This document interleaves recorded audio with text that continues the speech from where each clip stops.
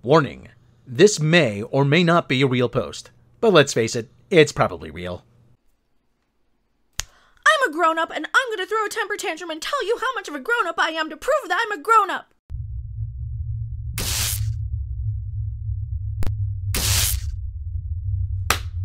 I am Mecha, and we got a Star Trek rant coming in for you hot off the charts, hot off of my chart success of my latest music video.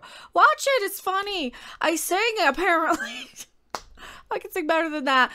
I could not sing in that key. I apologize. No, I don't. Guess what else I don't apologize for? There you go. It's less an article and it's more of a Facebook post, apparently. So here we have something that I found on the internet that I have to yell about, because that's what I do. From the Star Trek Discovery Paramount Plus thing that I'm probably banned from, even though I don't use Facebook. We have short reasons. Short seasons. Reasons? They have short reasons, too. This is a big list of excuses. Here we go. We have short seasons now for several reasons. Quality writing isn't a rushed job.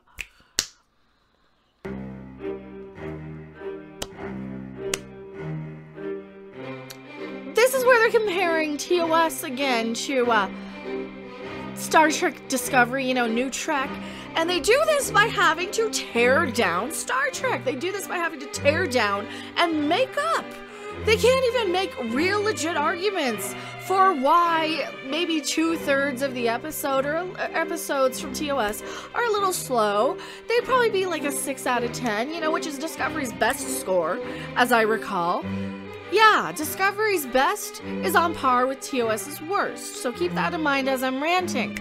Now, the 1/3 of episodes that are crapping amazing are nowhere near anything Discovery writers will ever get to, especially when we have these excuse lists that read like a 14-year-old trying to prove that they're grown up. And this is the point I was making in my intro. Quality writing isn't a rush job. 20+ seasons isn't factory TV. It was never art. 20+ seasons. Okay, well, first off, TOS was on 3 seasons. They were airing 20+ episodes of seasons because that was tradition. That was how all.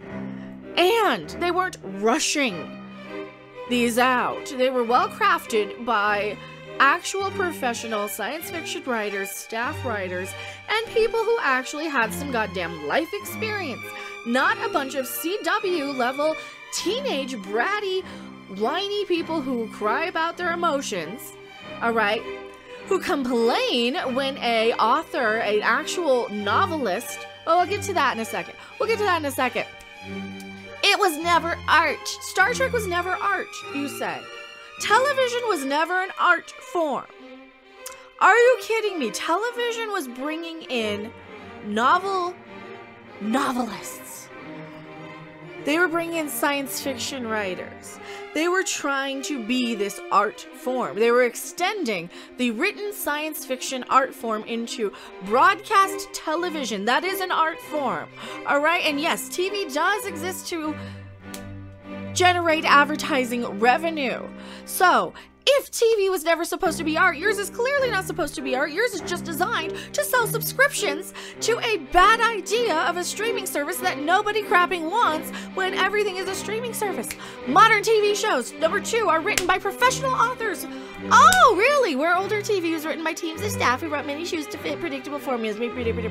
Not true. Not true. And we're going to bring up a whole list of people who are actual professional writers.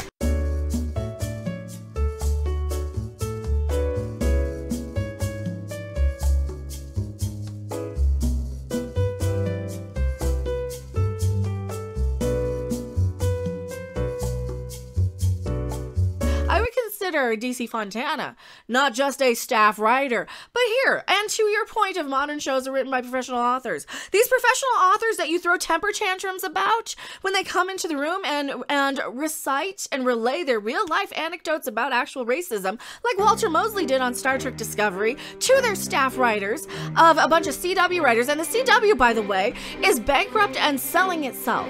Okay, so that's how good these CW writers are. They threw a temper tantrum, went to HR and said, this writer of color used an N-word in their anecdote and we feel uncomfortable. And you got him to resign. You got him to resign. They were trying to get him fired, and he said, you know what, I'm out.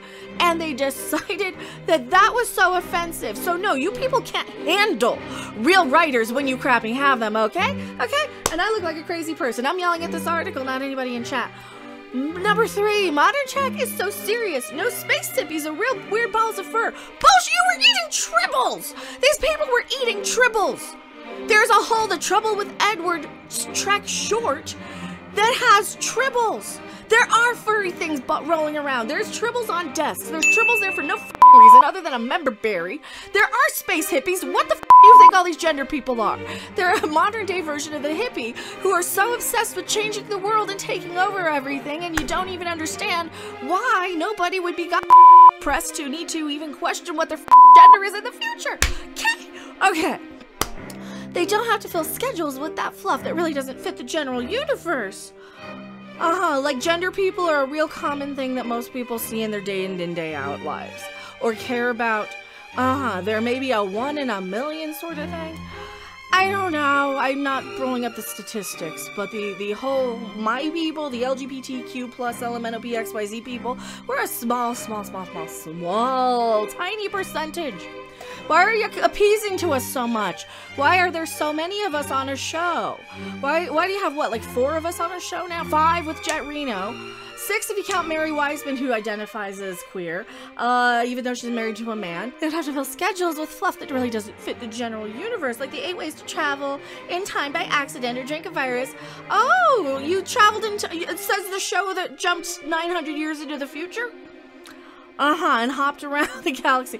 And, or drink a virus that has to infect every TV show, or the boring flashback episodes that TNG were famous for. Oh, but you did have a Groundhog Day episode where Harry Mudd killed everybody over and over and over and over and over again. A drunk virus. Didn't they actually redo the Naked Now in, Lower Decks? Lower Decks? They redid the Naked Now in Lower Decks, too, and that's how we got the taint exposed from Boimler. So no, this is also a lie. Modern Trek does have to pull these tricks to appeal to... so this is just so full of shit. Star Trek grew up. No, it didn't. Are you really... You want the keys to the car now? Are you really demanding after throwing a giant temper tantrum and proving how wrong you are? See, we're in the phase of letting you guys crash the Enterprise figuratively here, or literally, if you will. And we're tired of it. You're not grown up enough for Star Trek writers of Star Trek. Star Trek grew up. No, it didn't. It got dumber and younger and for more immature people. The great miniseries of all television were short and satisfying. That's the model we all enjoy now because we don't have the attention span past 5 or 6 episodes or something. Gene Roddenberry would have loved a Walter Mosley, and they could not handle him because of their sensitive constitutions, where they're so butthurt over everything. I had to rant about this and get this off my chest. So Star Trek, you really are not grown up yet. I think Boimler's taint is a prime example of that. I am Mecha, and I'm going back to my live chat. Please don't leave me, please. Thanks for watching. If you liked it, make sure to hit that like button, and if you want to see more, don't forget to subscribe. See you in the next video. Bye! He was an idiot. The fox. Yeah, me.